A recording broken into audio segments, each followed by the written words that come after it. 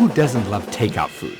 It's convenient, easy, most of the time delicious. But with every order, there's just a lot of stuff that comes with the meal. Look, here's what I got when I ordered Thai. This is for my breakfast this morning. And this is all the stuff you get with one of those meal delivery kits. Some of it you can recycle. Some of it, it's compostable. But a lot of it, well, I really don't know. And all this waste, it isn't just a problem we can solve with recycling alone.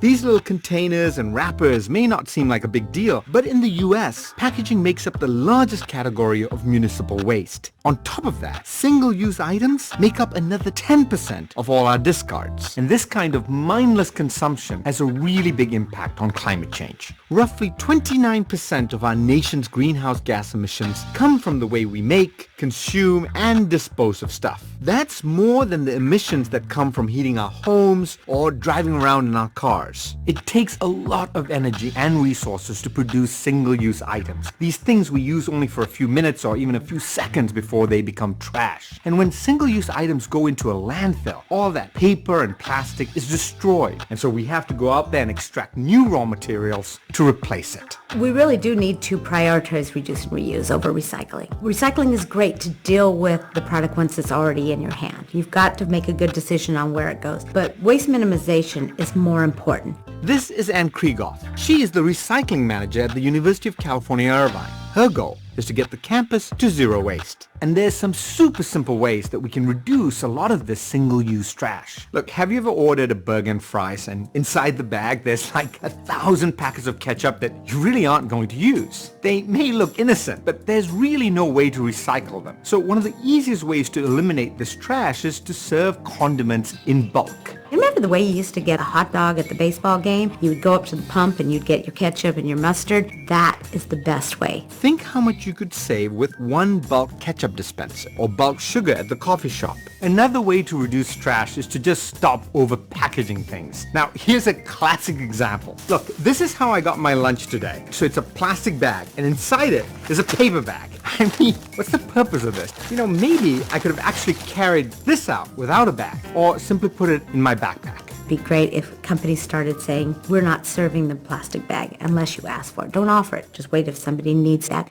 And that's really the key. See, a lot of useless trash is created because companies just kind of hand it to us, assuming that we want it. But a lot of times we don't. This is something that Seamless and Grubhub, the food delivery apps, are trying to take on. When you place an order on their website, they give you the option to skip the utensils and napkins, which you probably don't need if they're actually coming to your home or to your office. In 2013 alone, Seamless reported that they saved more than 1 million sets of plastic utensils and napkins, all with a simple checkbox. Just having that option to say no makes it way easier for customers to reduce their trash. And saving those forks and napkins helps restaurants as well, since ultimately they're the ones who are paying for them. So if step 1 is reduce, or stop giving people stuff they don't need, then step 2 is reuse. Let's make it easier for people to switch to reusable stuff. UC Merced has made the switch to reusable takeout containers in their dining hall. Reusable is always the way to go, and if you think about it, if you're reusing this container and you're getting more uses out of it, although the cost up front is larger, on the long run, you're saving a lot of money. Julie Sargasay is the food service manager, and each year, about 1/3 of the meals served are to-go meals. That adds up to about 350,000 single-use containers that they avoid using every year. When you want to go, you check out the container with your student card, like you would a library book. And then when you're done, you return the container to one of these 8 machines around campus. A lot of universities and even a few hospitals have introduced reusable container systems like this. There's even a company in Portland called GoBox that works with the local restaurants to offer a reusable option for takeout food. And it isn't just food containers. Reusable water bottles are one of the easiest ways to cut down on to-go trash.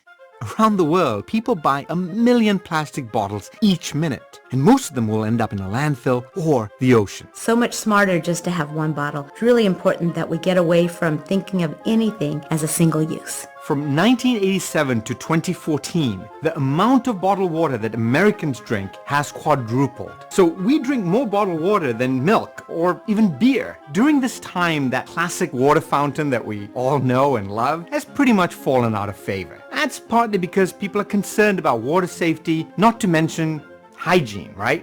Concerns that Ann Perkins here has. Kiss one water fountain drinker, you're kissing everyone in Pawnee, including him.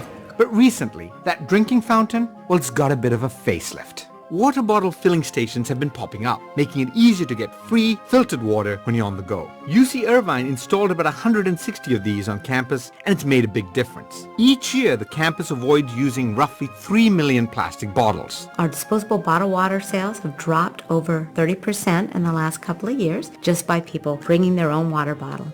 How could we change our processes little by little by little each year until they become the way we do things? It isn't done by just dealing with the trash at the end. It really is about changing culture.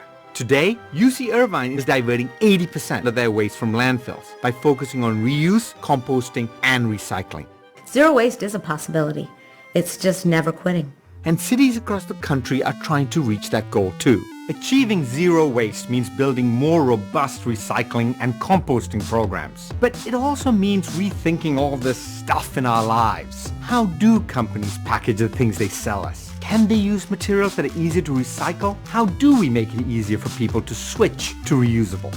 So really take a look at what you're throwing away at the end of a meal and pick one thing. Maybe it's saying no to bags, or maybe it's carrying around a reusable bottle. It may seem like a trivially small thing, but it is part of a larger cultural shift. Every plastic cup or plastic straw that doesn't need to be made, every tree that doesn't need to be cut down, all of it helps us reduce global warming. There's a lot of simple ways to reduce your trash.